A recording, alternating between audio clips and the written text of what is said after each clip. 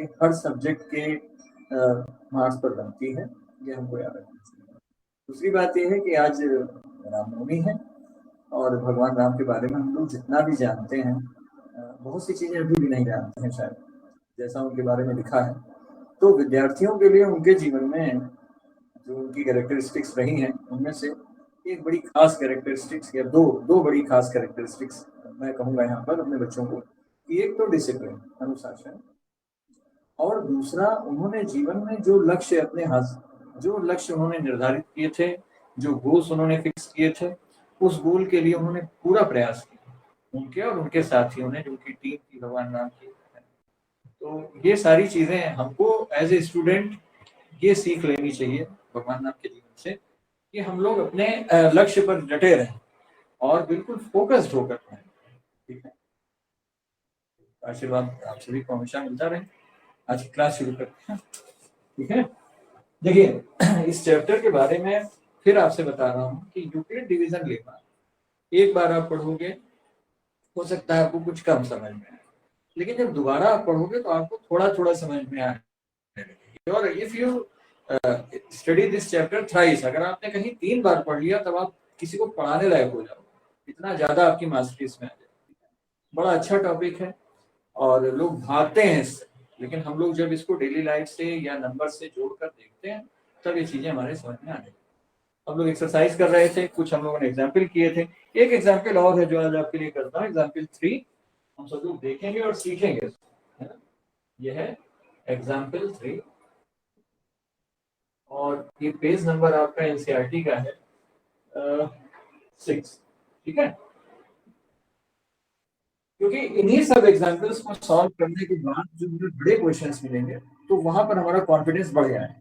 ठीक है, इस चैप्टर में यही एक दिक्कत है कि आपके पास कोई एक ही सेट फॉर्मूला है और वो भी थोड़ा एब्स्ट्रैक्ट टाइप का है, थोड़ा सा ऐसा है कि जो चीजें आपको इमेजिन करनी पड़ती हैं, दिखता नहीं। जैसे हम कमरे के वॉल्यूम की बात अगर करने लगे तो लेंथ, ब्रेथ और हाइट, ये क्या है? ये सब प्रैक्टिकल चीजें हैं। आपको हम कहें कि जिसको कॉन्क्रीट चीजें है ना, एब्स्ट्रैक्ट नहीं। लेकिन इस तरह के केसेस में जब हम नंबर्स की बात करते हैं तो चीजें एब्स्ट्रैक्ट हो जाती हैं। तो एब्स्ट्रैक्ट चीजों के कंसेप्ट दिमाग में बैठाने में थोड़ा समय लगता है। टीचर के लिए पार्ट पे मेहनत रहती है बच्चों को समझाना, और बच्चों के पार्ट पे रहता है कि उनके लिए बिल्कुल नई चीजें रहती हैं। ठीक है, तो इससे डरिएगा मत, धीरे धीरे आप समझ भी जाओगे। Show that every positive odd integer, देखिए question, show that every positive odd integer,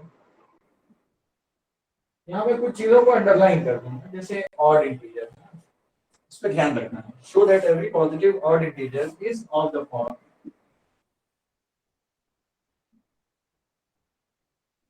is of the form 4q plus 1, 4q plus 1 or 4q plus 3 or 4q plus 3 where q is,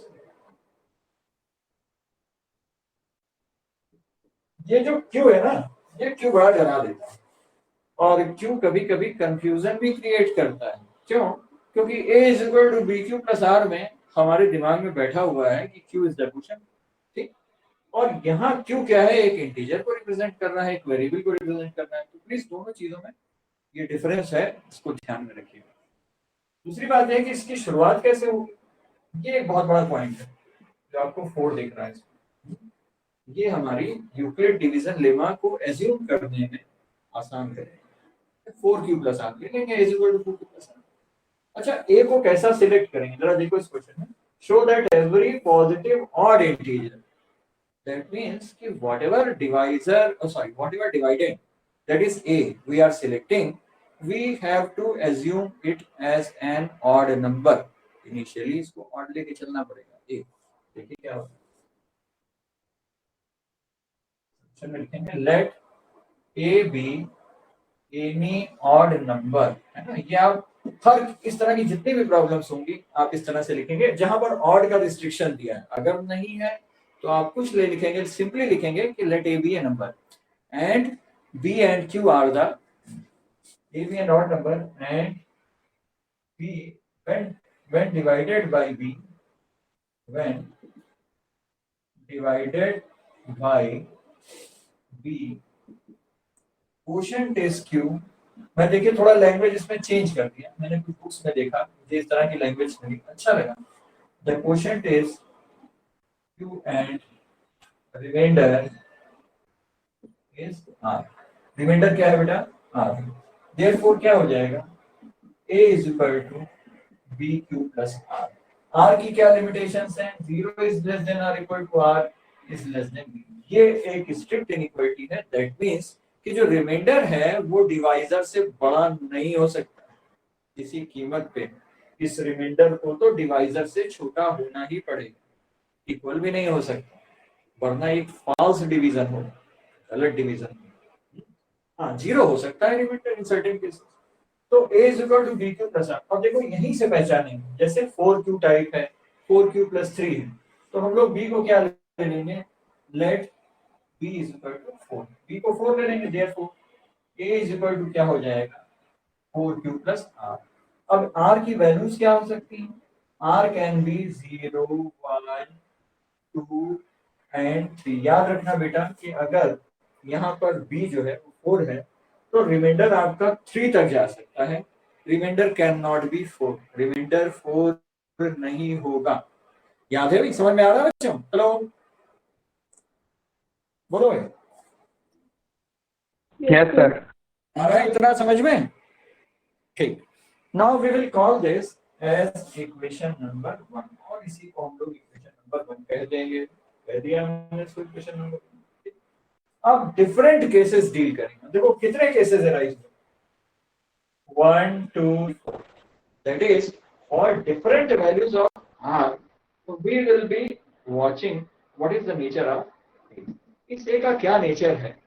R की different values के लिए इनको हम देखेंगे। ठीक है, चलिए देखते हैं क्या है।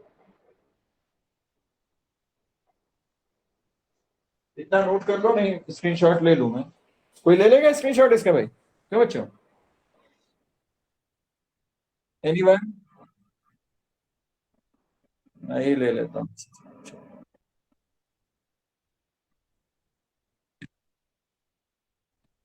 अच्छा, अब देखो क्या होगा, इसी में यहीं से कंटिन्यू करेंगे। A is equal to GQ plus R से।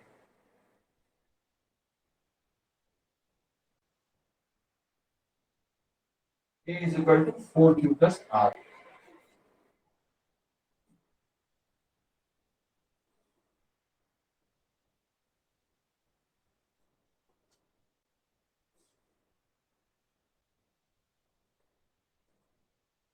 So we have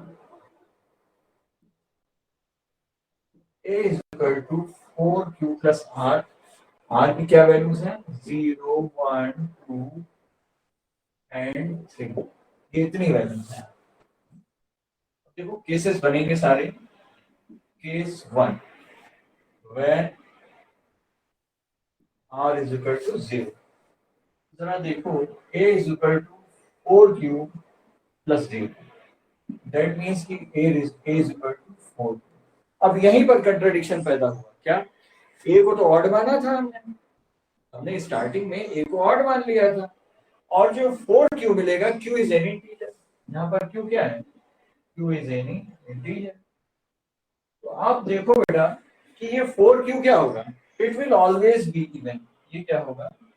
हमेशा इवन। ठीक है, इसका मतलब इस केस में 4Q वाली जो वैल्यूज आएंगी वो इवन देंगे। और क्वेश्चन आप देखो, क्वेश्चन में लिखा हुआ है, क्वेश्चन मैंने रब कर दिया इस पर से। क्वेश्चन में क्या लिखा है कि show that every positive odd integer is of the form 4Q plus 1। तो निश्चित रूप से या definitely if we add 1 to this number we will be getting an odd number. Case 2 में। ठीक है, ये केस 2 अब देखो।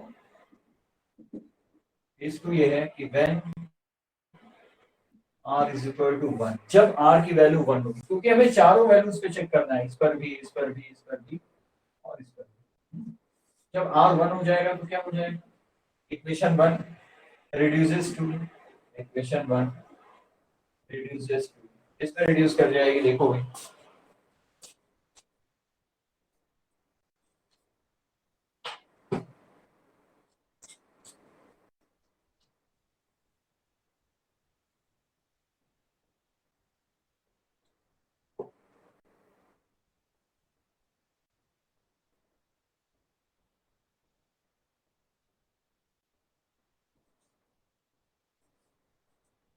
ये रिड्यूस करेगी बेटा जब R1 होगा 4Q+1, यहाँ आप देख रहे हो ना 4Q+R, तो कितना हो जाएगा 4Q+1। तो याद रखो बिल्कुल बगल बगल के नंबर हैं, सक्सेसर है। 4Q+1 क्या है? It is the successor of an even number. तो इवन था, which will be odd, which will be an odd integer। क्या होगा? ये एक odd integer हो रहा है। तो जरा केस 3 देखो। केस 3 क्या है? when r is equal to 2, जब r की वैल्यू 2 हो जाएगी तो इक्वेशन 2 रिड्यूसेस टू, इक्वेशन 2 किस में बदल जाएगी? सब equation 1 reduces to a is equal to 4Q+2। अब देखो भाई 4Q+1 अगर ऑड है तो 4Q+2 क्या होगा?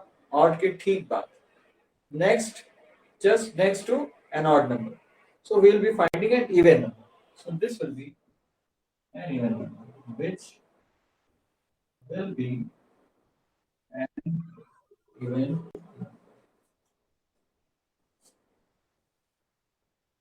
ध्रुव शंकर कैसे लेट हो गया बेटा? हेलो। तो 4Q+2 देखो यहाँ एक इवन मिल जाएगा, एक इवन आपको यहाँ मिला है, एक आपको मिला 4Q+2। और जरा इसके बाद आप देखिए केस 4। केस 4 कौन सा है? जबकि r की वैल्यू आप, now you have checked all these three, now the number is of 3 when r is equal to 3। equation 1 reduces to, equation 1 reduces to, इसमें reduce कर जाएगी, देखो a is equal to 4Q+, और ये 4Q+3 क्या होगा? देखो जब 4Q+2 इवन है तो 4Q+3 भी ऑड हो जाएगा, which will again be an odd number, which will again be an odd number। इसका मतलब क्या हुआ? therefore any odd integer, when a is odd integer, 4Q+1 and 4Q+3, यही आपको प्रूव करना था। एक ये 4Q+1 और एक ये 4Q+3। ये क्वेश्चन में कहा गया, आप इसकी लैंग्वेज अगर देखो क्वेश्चन की तो क्या कहा गया? It is said that show that any positive integer is of the, any positive odd integer is of the form 4Q+1 and 4Q+3। यही लाइन लिख देंगे। therefore we observe या we find that if a is any positive integer then it can be, yeah, it will be of the form 4Q+1 or 4Q+3। this will be the answer। इसका answer भी आपको लिखवा देता हूँ।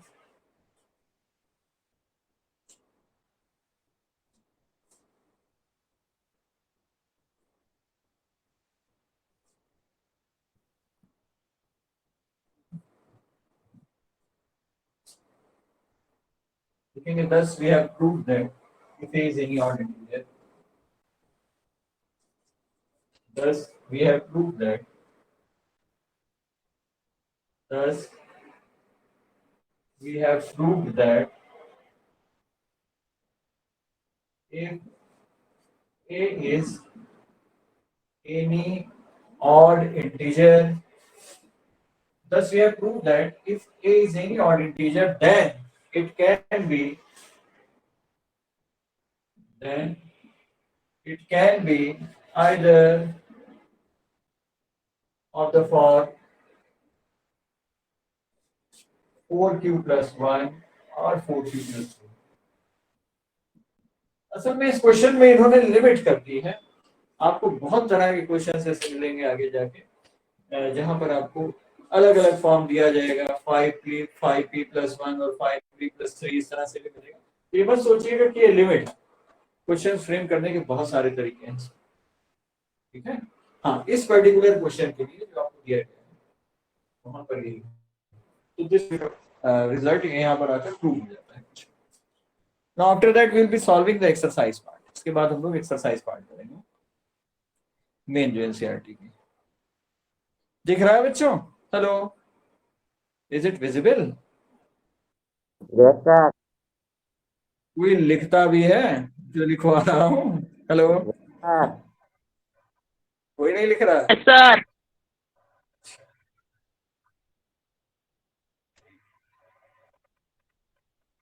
But I am not very much happy to see the poor strength. आपकी strength देख के खुश नहीं, पता नहीं क्या करूं। अभी ऐसा समय है कि घर भी नहीं जा सकता लोगों के घर पे जाके कहे।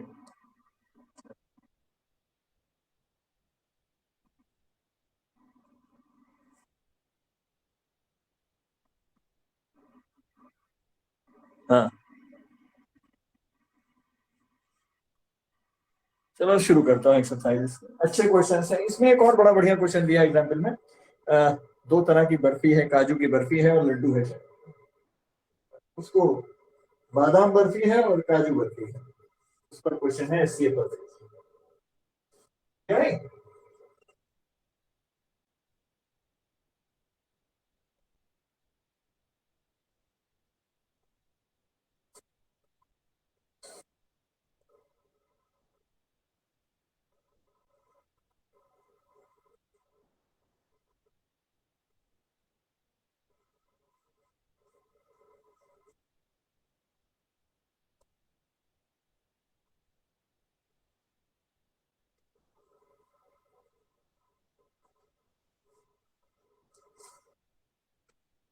एक्सरसाइज 1.1 हम लोग कर रहे थे और इसी का सेकंड क्वेश्चन देखो, ट्राई करो। अच्छा क्वेश्चन है, इससे तुम्हारी प्रैक्टिस भी अच्छी हो जाएगी और इस तरह के क्वेश्चन में आप लोग मास्टरी हासिल कर लेंगे।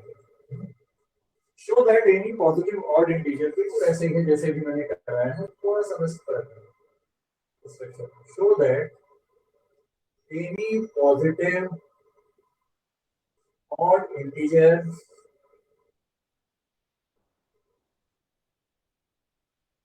is of the form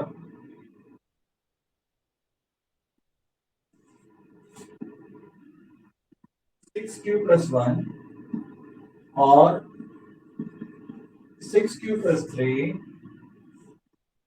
और 6q plus 5 where q is some integer। बिल्कुल ऐसे ही क्वेश्चन है, similar where q is some integer। यहाँ पर q कोई इंटीजर है। इसका प्रूफ देखिए, ठीक वैसे ही मानेंगे। क्योंकि ऑड इंटीजर की बात आ रही है, यहाँ ध्यान दीजिएगा, ये आपको पॉजिटिव ऑड इंटीजर दिया है, तो हमारा जो एजम्पशन होगा जहां से शुरू करेंगे वो हमको ऑड मानना पड़ेगा, है ना। और फिर एक चीज और, ये जो 6 है ये हमको हिंट दे रहा है बी, और बी के फिक्स होते ही आर फिक्स हो जाएगा। अगर बी 6 है बेटा, याद रखो, अगर आपका बी कहीं पर 6 है तो रिमाइंडर क्या हो जाएगा? रिमाइंडर 0 से लेकर कहां तक जाएगा? 5 तक जाएगा। रिमाइंडर की जो पॉजिटिव वैल्यूज होंगी वो 3, 4 और 5। रिमाइंडर कभी भी डिवाइजर के इक्वल नहीं होगा।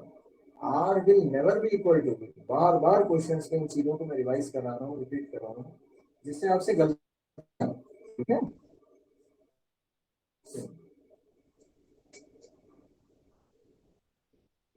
अब फिर वैसे ही शुरू करेंगे, लिखेंगे let A be any positive integer, odd integer, let A be any positive odd integer,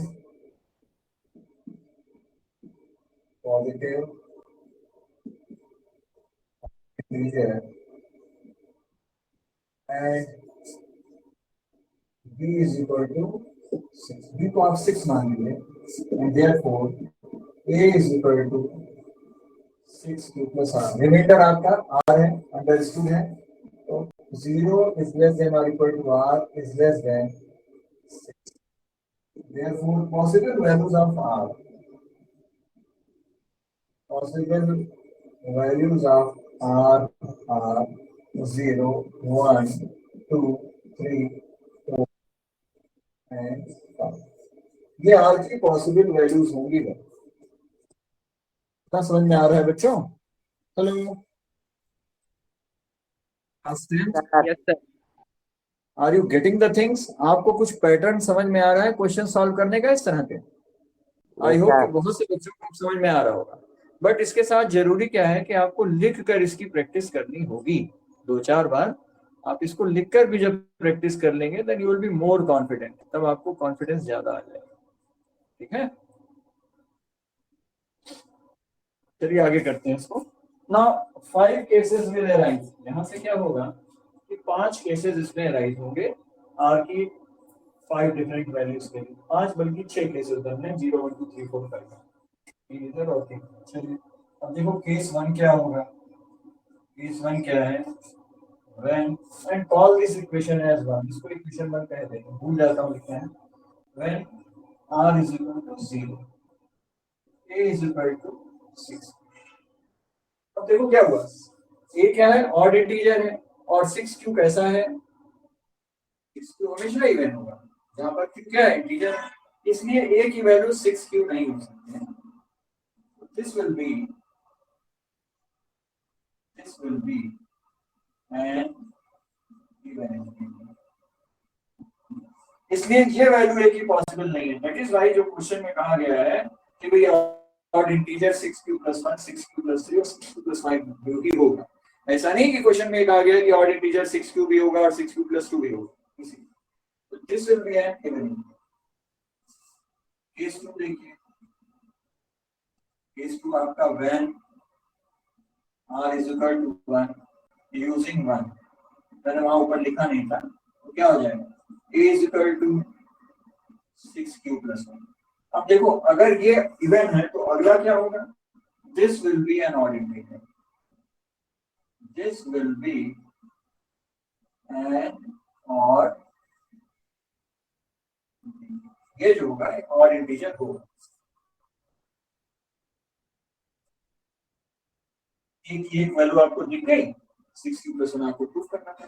natural है कि r की नेक्स्ट वैल्यू के लिए 6q+2 हो जाएगा, और फिर इवन ऑड के बाद ठीक क्या है, after one odd number will be having even, ठीक ऑड नंबर की बात जो है वो इवन है, तो 6q+2 हमारा इवन हो जाएगा। केस 3 देखो, case 3 when r is equal to 2 then using equation 1, now देखो भाई a is equal to 6q+2, ठीक ऑड के बाद क्या आ जाएगा, which will be an even integer।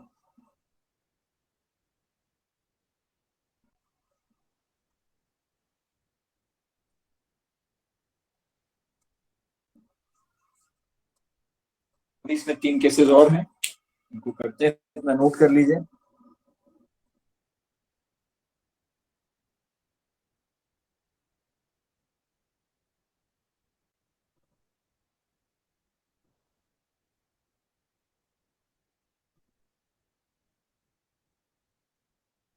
मेरे ख्याल से बहुत से बच्चों को अब ये समझ में आ गया होगा कि बी कैसे सिलेक्ट करते हैं, how we select B and how what are the range of this R, remainder है हमारा कहाँ से कहाँ तक जा सकता है, बी और आर का क्या रिलेशन है, आर की क्या लिमिट है, आर किसको एक्सीड नहीं कर सकता, ये सारी चीजें समझ में आ रही हैं।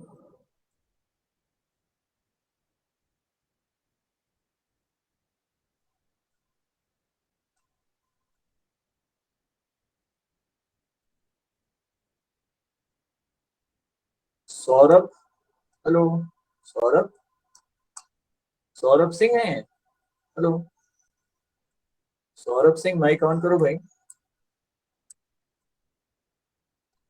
सौरभ सिंह आवाज नहीं सुन रहे, हाँ भाई समझ में आ रहा है बेटा, are you getting the things, समझ में आ रहा है, नहीं आ रहा है सर आ रहा है, और 10th क्लास है इसलिए कम से कम 1 आवर डेली आप लोग मैथ्स प्रैक्टिस करेंगे भाई, ठीक है। अपने 9th के नंबर अगर ज्यादा आ जाएं तो बहुत ज्यादा उस पर कमेंट मत करिएगा, मेहनत करते रहिए, लगे रहिए, तभी जाकर 10th में अच्छा स्कोर कर पाएंगे। प्रेजेंटेशन मुझसे अच्छी होनी चाहिए एग्जाम में, जैसा मैं लिखता हूँ इससे बढ़िया, हिट कर दीजिए मुझे। After that we'll be dealing case number 4, that is when r is equal to 3। आधा क्वेश्चन लगा कि 7 नहीं लगता है। These 3, 4 or 5.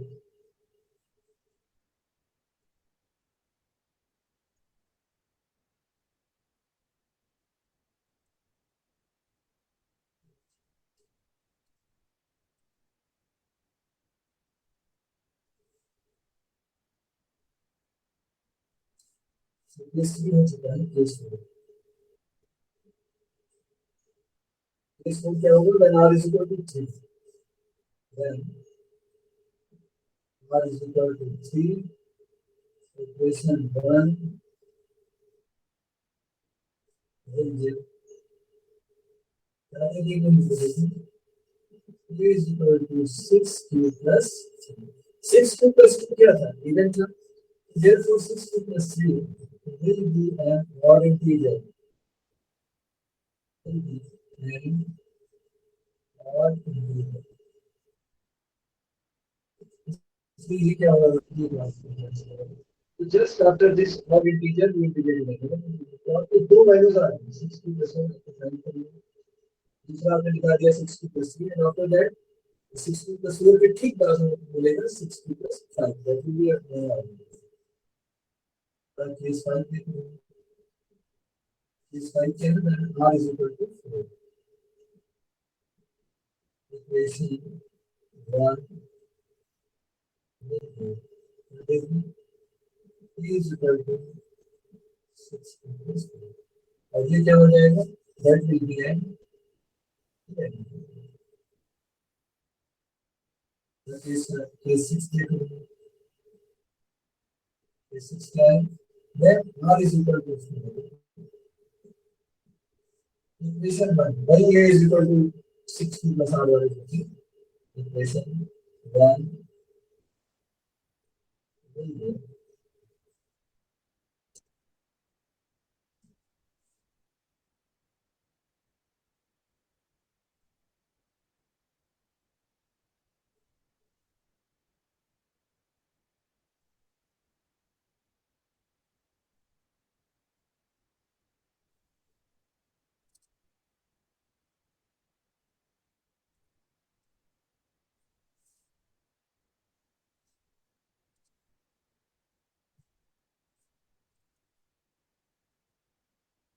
is equal to 6q plus 4. और ये जो 6q plus 5 बनेगा, which will be an odd integer.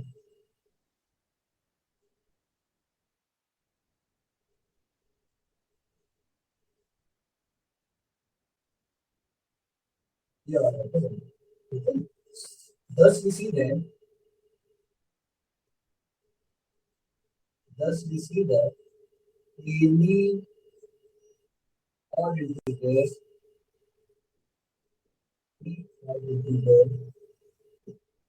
is on the form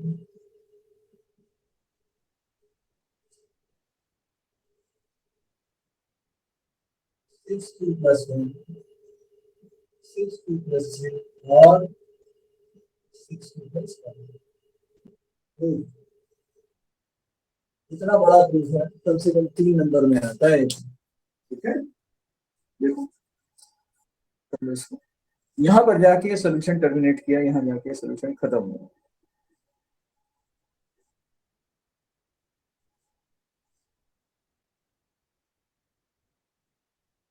Who is presenting? कौन है भाई अपना ऑन किया है? सौरभ क्या था भाई, बोलो. अगर किसी को कोई डाउट हो, if anybody is having any doubt, he or she can ask. आज मेरे बड़े अच्छे अच्छे बच्चे जुड़े नहीं, मुझे दुख हो रहा है. कहाँ सब गायब हो गए? कल मैसेज भी बहुत रात में मैंने नहीं भेजा बच्चों को, टाइम से भेज दिया था. शाम को आपको मैसेज कर दिया है 7:30 बजे. हेलो.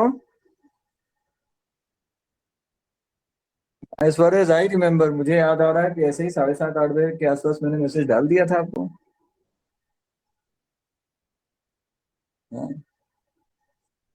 बच्चे तो उस समय जगते रहते हैं, मोबाइल भी ऑपरेट करते हैं. They must be knowing it.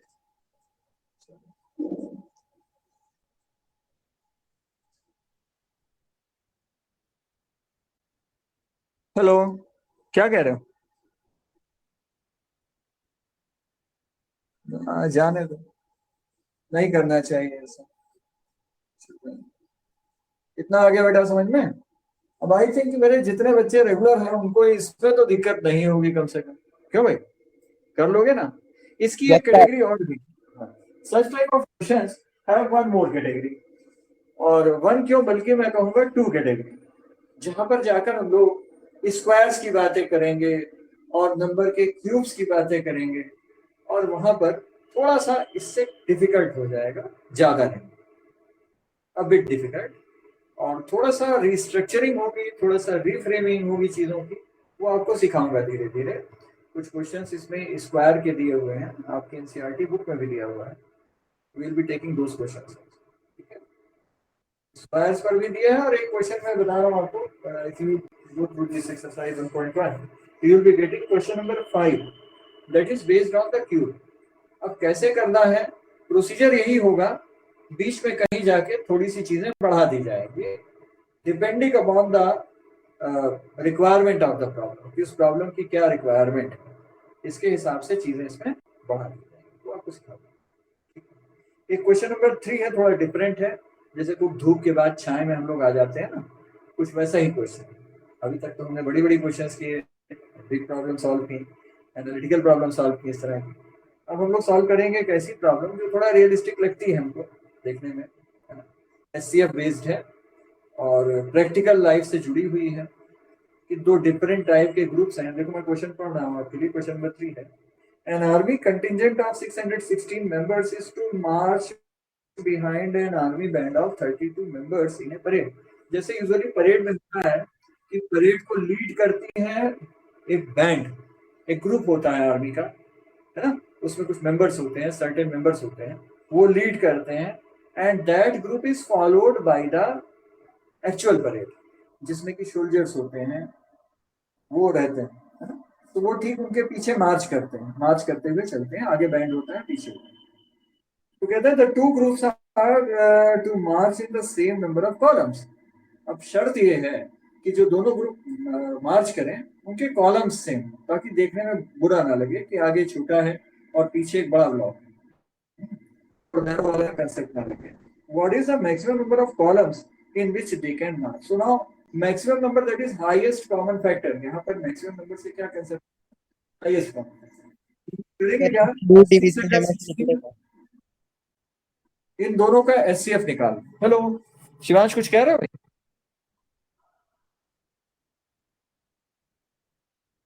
हाँ, ये सही कह रहे हो कि जहां पर मैक्सिमम लिखा रहता है वहां पर हमको ज्यादातर एचसीएफ ही निकालना पड़ेगा, यही पहचान है इस क्वेश्चन। तो हम लोग करते हैं, तुरंत करते हैं क्वेश्चन नंबर 3।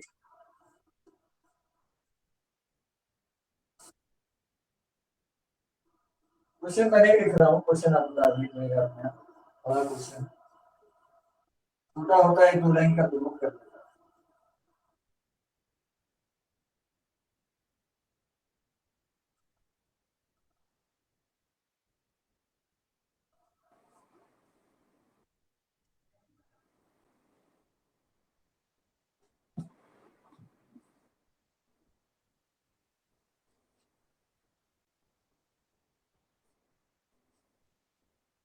इसमें दो है बेटा, मैं इसका डायग्राम भी बना के आपको एक डायग्राम दिखा सकता हूँ, कि सपोज ये हमारे पास कॉलम्स हैं, जो ये हिस्सा हमारा है, ये पर्टिकुलर हिस्सा हमारा है बैंड का, हाँ? और इसके बाद इधर जो दूसरी है पीछे, यहाँ पर हमारी आर्मी, और इनके भी कॉलम्स सेम होंगे, इसमें 616 मेंबर्स हैं, ये पूरा जो मेंबर्स हैं ये 616, ठीक। और जो बैंड के मेंबर्स हैं वो हैं 32, शायद सही होंगे, हाँ। ये कितने हैं, ये 32, और इस तरह से इनको मार्च कराना है कि इनके कॉलम्स सेम रहे। देख रहे हो ना, कॉलम्स बिल्कुल बराबर, इतने कॉलम्स इसके नहीं, इसके हो सकता है तो मैंने शो करने में गलती कर दी हो, 336 यहाँ है, 325 एक और बना दीजिए, so that you can have a better idea. ये समझ में आ रहा है? इसके लिए हमें क्या करना पड़ेगा, for this we have to find the HCF, ये क्वेश्चन नंबर 3। और in this problem, we have to find the SCF of 32 and 616. तो दो चीजें हैं, हम करेंगे क्या, यहाँ लिखेंगे डिवीजन मेथड से और शो करेंगे यूक्लिड डिवीजन लेमा के पैटर्न जैसे एल्गोरिथम करेंगे। सबसे पहले क्या करेंगे, देखो भाई, 32 being the smaller one and 606 being the greater one, 32 will be considered as the divisor and 616 will be the dividend. So recite the table of 32, 32, 1 ja 32, or you will be getting 29. Then you divide this, you bring down this 6. Okay, अभी division आपका complete नहीं हुआ, 296. जरा इस पे आप देखो, 3 9 जा 27, 270 और 2 9 जा 18, शायद एक्सीड कर जाएगा। आप क्या करोगे, 8 टाइम्स लेगा, 8 2 जा 16, 8 3 जा 24 and 1 25, 0 ज्यादा आ गया इसका। जरा 9 टाइम्स ले जाके देख लो, यही सब ट्रायल एंड एरर इसमें देखना है। 9 2 जा 18, 9 3 जा 27 और 1 20। अब देख 288 यहाँ आ गया, 16 माइनस 8 8 और 9 माइनस 8 तो रहेगा ही नहीं, 8 माइनस 8 नहीं। Now you did this divide this 32 by 8, ये जो रिमाइंडर है ना लास्ट डिवाइजर को डिवाइड करेगा, 8 4 जा, so this last divisor will be the SCF, last divisor at which the remainder becomes 0। ये आपका रिमाइंडर है और ये 0 हो जाएगा, दिख रहा है बच्चों? अब क्या करेंगे, we'll be using Euclid division. 616 किसके इक्वल होगा, divisor into quotient plus remainder, 32 into 19 plus 8. Now, remainder is not equal to 0. Therefore, we shall, अब किसमें अप्लाई हो, 32 और 8। Therefore, we shall apply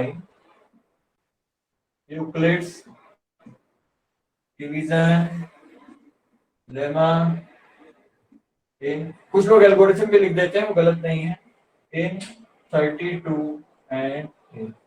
और देखो 32 किसके इक्वल हो जाएगा, 32 भी, अब देखिए 8 into 4 plus 0।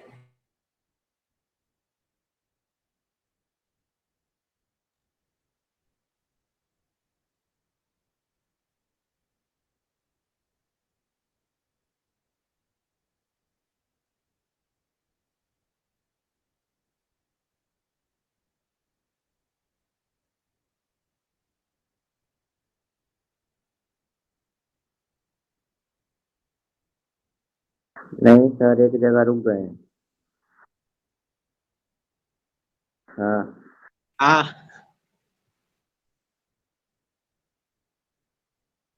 अभी हिलेंगे, टेंशन।